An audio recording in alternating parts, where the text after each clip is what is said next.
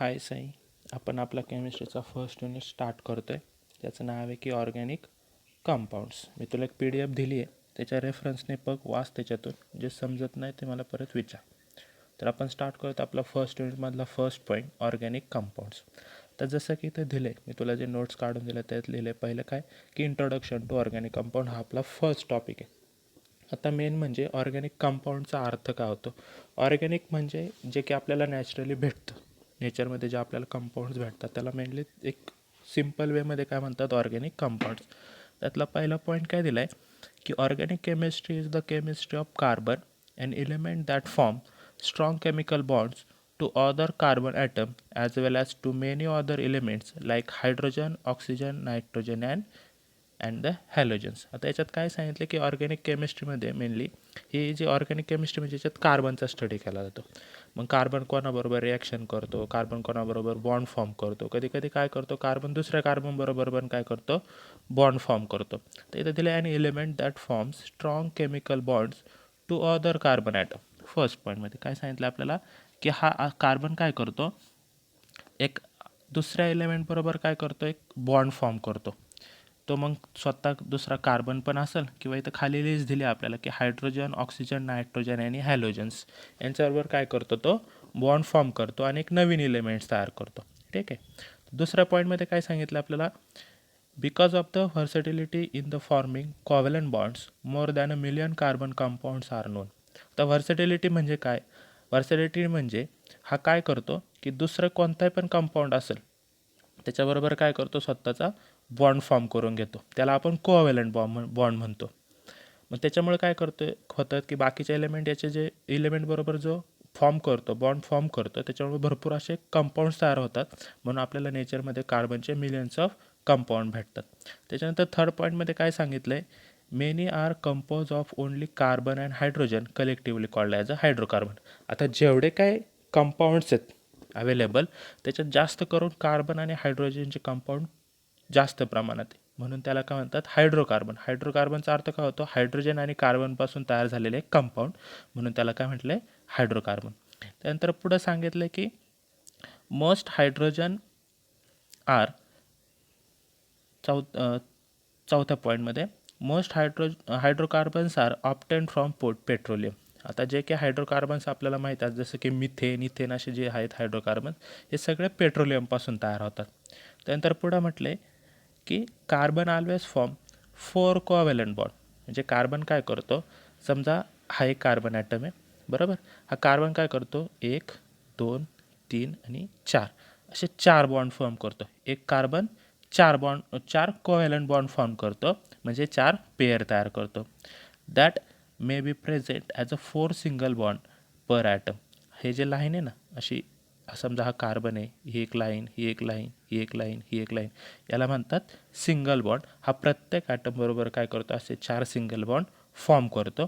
हे झाले सिंगल बॉन्डचं. कधी कधी काय होतं, हा कार्बन असेल, हा कधी 2 बॉम्ब फॉर्म करतो दुसऱ्या एखाद्या एलिमेंटबरोबर, कधी 3 बॉन्ड पण फॉर्म होऊ शकतात.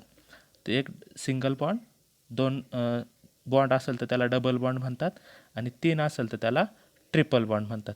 हा झाला.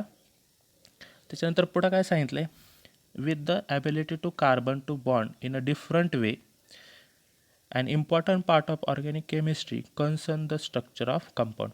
आता हे जे काय बॉन्ड फॉर्म करतो वेगवेगळ्या पद्धतीने, सिंगल बॉन्ड असेल, डबल बॉन्ड असेल, ट्रिपल बॉन्ड असेल, त्याच्यामुळे काय होतं, याला एक त्याचं एक स्ट्रक्चर भेटतं त्या कंपाऊंडला. पुढं सांगितलं, फॉर एक्झाम्पलमध्ये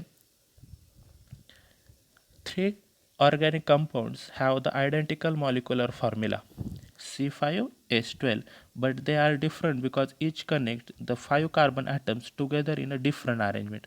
आता इथं आपल्याला जे एक्झाम्पल दिले C5H12, तर C5 म्हणजे त्याच्यात असे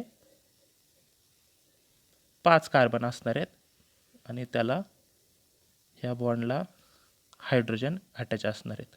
किती झाले, हे तर मध्ये असणार सिंगल बॉन्ड. इथं एक हायड्रोजन, इथं एक हायड्रोजन, इथं एक हायड्रोजन, हा एक, हा एक, हा एक, हा एक, इथं एक, हा एक, आणि इकडचे हे 3. असे टोटल जर आपण काउंट केले तर ते 12 हायड्रोजन एका कार्बन ॲटमला अटॅच होतात. आता हायड्रोजन किती कार्बनला अटॅच होणार हे डिपेंड असतं त्याच्यात किती कार्बन ॲटम आहे त्याच्यावर हायड्रोजनचं ठरतं. जसं की मग अशी पाहिलं होतं की एका कार्बन ॲटमला 4 बॉन्ड असतात, जसे 1 2 3 4. हा कार्बन जर घेतला 2 नंबरचा तर 1 2 3 4, म्हणजे प्रत्येक कार्बन ॲटम 4 हायड्रोजन बरोबर काय होतं, बॉन्ड फॉर्म करतो बरोबर. त्यानंतर पुढचा पॉईंट काय सांगितलं आहे, compounds with the same formula but different structure are called as a isomer. आता ह्या पॉईंटमध्ये काय सांगितले, कंपाऊंड आहे कोणतं पण असेल त्याचा फॉर्म्युला सेम असतो, जसं इथं पाहिलं होतं आपण काय C5H12. हा फॉर्म्युला सगळ्यांचा सेम असतो पण याची अरेंजमेंट काय असते वेगवेगळे. आता आपण मागाशी पाहिलं होतं की सिंगल बॉन्ड असेल, कधी कधी डबल बॉन्ड पण असतो. आता डबल बॉन्ड जर असेल तर हे 2 बॉन्ड इथं गेले, मग इकडे 3 आणि 4 एवढेच बॉन्ड फॉर्म होऊ शकतात. म्हणजे याचं स्ट्रक्चर वेगवेगळं असू शकतं पण फॉर्म्युला त्याचा एकच येतो. त्यानंतर पुढं काय, in organic chemistry both structure and compounds are prime important. आता ऑर्गॅनिक केमिस्ट्रीमध्ये जर स्टडी करायचं झाला कंपाऊंडचा, त्याचं स्ट्रक्चर आणि त्याचं कॉम्पोजिशन हे दोन्ही पण काय असतं, इम्पॉर्टंट असतो. आणि वाटल्या आधीच्या पॉईंटमध्ये असं सांगितलं होतं की फॉर्म्युला डिफरंट असेल पण फॉर्म्युला सेम असेल पण जर स्ट्रक्चर डिफरंट असेल तर त्याला त्याचे आयसोमर्स म्हणतात. पुढचा पॉईंट काय, organic chemistry is important because the vital biological molecules in living system are largely organic compounds. आता ह्या पॉईंटमध्ये काय सांगितले, ऑर्गॅनिक केमिस्ट्री का इम्पॉर्टंट आहे, कारण जे बायोलॉजिकल मॉलिक्युल्स आहे जसे की शुगर मॉलिक्यूल असतो, वेगवेगळे जे मॉलिक्युल्स असतात हे सगळे ऑर्गॅनिक कंपाऊंडवर डिपेंड असतात. आणि लास्ट पॉईंटमध्ये सांगितले, nearly all commonly use plastics are prepared from organic compound. हा पॉईंटमध्ये काय सांगितलं, रिअल लाईफ एक्झाम्पल सांगितलं की जे प्लास्टिक आपण वापरतो हे प्लास्टिकसुद्धा ऑर्गॅनिक कंपाऊंडपासूनच तयार झालेलं असेल. आता ह्या युनिटला असला जो एक पॉईंट आहे की real life application of organic compound, त्याच्यात आपण सगळे एक्झाम्पल पाहू की रिअल लाईफमध्ये कशा पद्धतीने ऑर्गॅनिक कंपाऊंड्स यूज केले जातात. आता हे झालं फक्त इंट्रोडक्शन. एकदा हे PDF रीड कर, नाही काय कळलं तर मला परत विचार. आणि खाली थोडेसे क्वेश्चन दिलेत. फर्स्ट क्वेश्चनमध्ये काय विचारलं आहे तुला की organic chemistry is the chemistry of. आता ऑर्गॅनिक केमिस्ट्री आपण स्टार्टिंगला पाहिलं होतं की हे सगळे जे ऑर्गॅनिक कंपाऊंड्स आहे याच्यात सगळा कार्बनचा स्टडी केला जातो, म्हणून याचा राईट आन्सर काय की organic chemistry is the chemistry of carbon compound. त्यानंतर पुढचा question, compounds compose of only carbon and hydrogen. आता काय याचा अर्थ काय होतं, ज्या कंपाऊंड्समध्ये फक्त कार्बन आणि हायड्रोजन असतात त्याला काय म्हणतात, hydrocarbon. Option B. Third question, vital biological molecules in living system are largely. Biological system लास्टच्या पॉईंटमध्ये पाहिलं होतं, सेकंड लास्ट पॉईंटमध्ये, की ज्या सगळ्या बायोलॉजिकल सिस्टीम असतात त्या कशावर डिपेंड असतात, ऑर्गॅनिक कंपाऊंड्सवर. आणि last question, why are there over a million non carbon compound.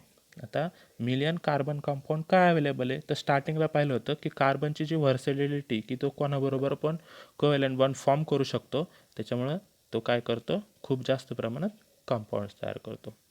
तर एवढं सगळं PDF दिली तुला, मी ती वाच. नाही समजलं तर मला सांग, मी परत सांगेल तुला. ओके.